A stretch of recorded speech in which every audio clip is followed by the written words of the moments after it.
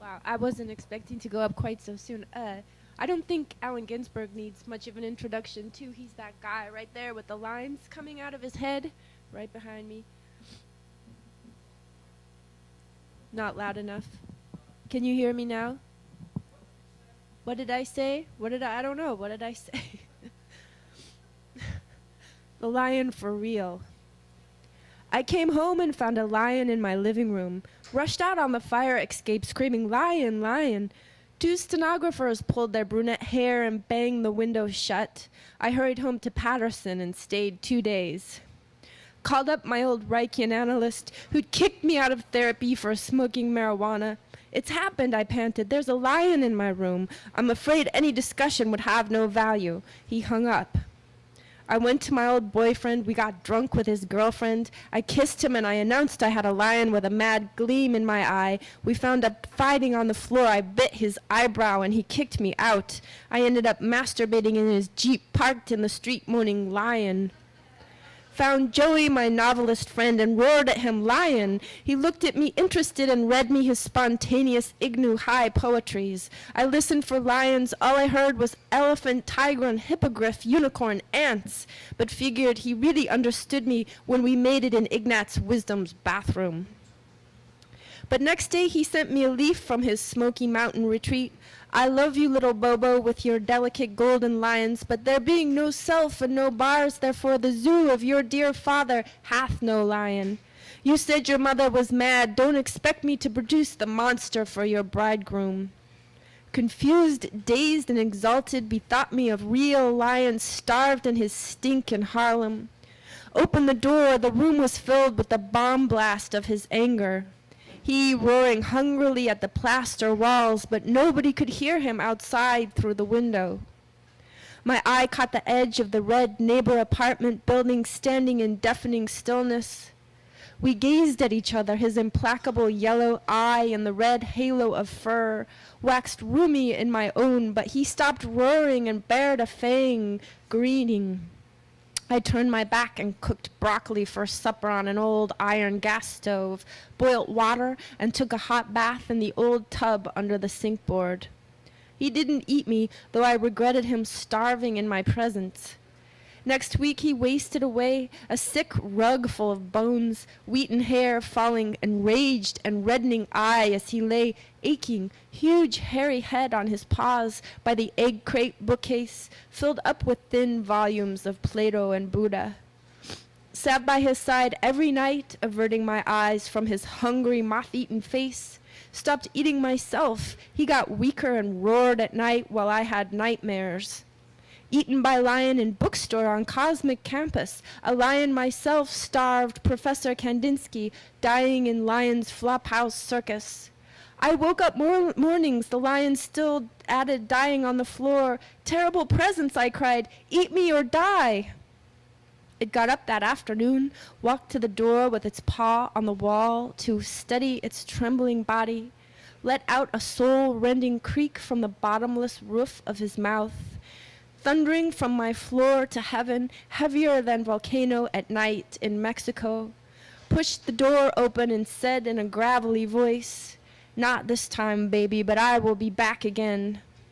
Lion that eats my mind now for a decade, knowing only your hunger, not the bliss of your satisfaction, O roar of the universe. How am I chosen in this life? I have heard your promise. I am ready to die. I have served your starved and ancient presence, O Lord. I wait in my room at your mercy.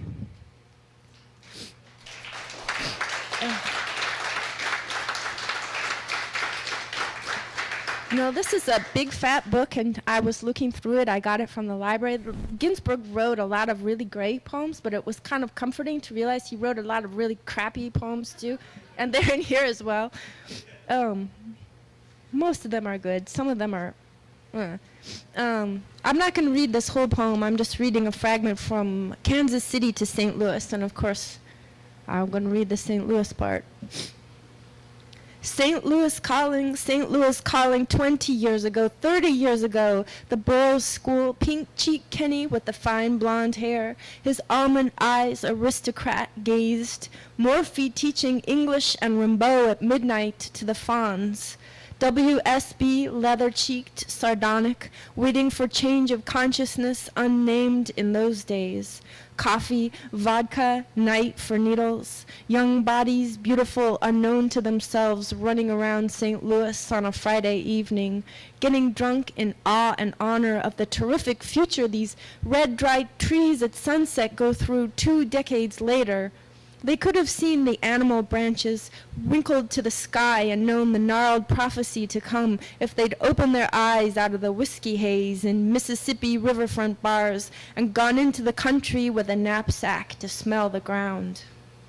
Oh, grandfather maple and elm, antique leafy old oak of Kingdom City in the purple light, come down year after year to the tune of mellow pianos.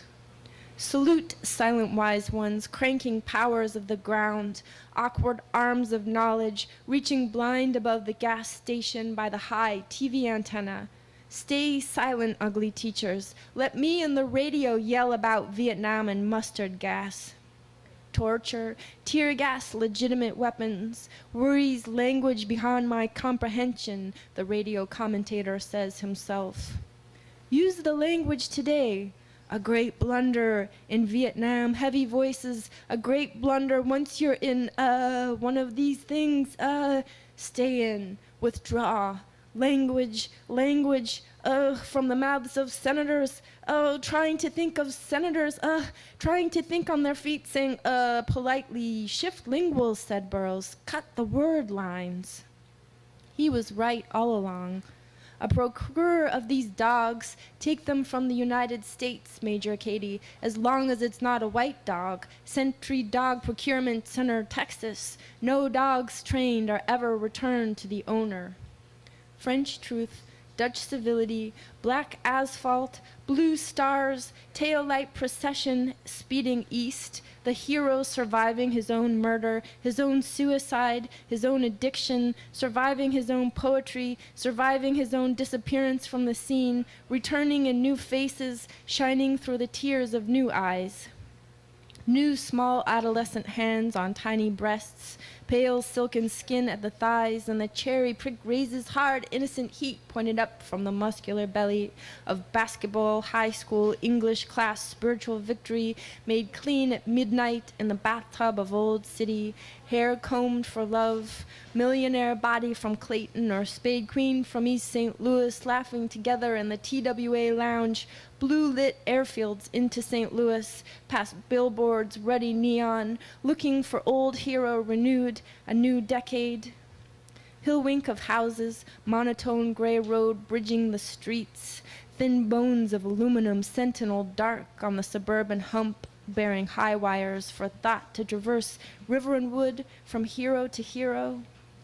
Cranes all well, the wanderer returns from the west with his powers, the shaman with his beard in full strength.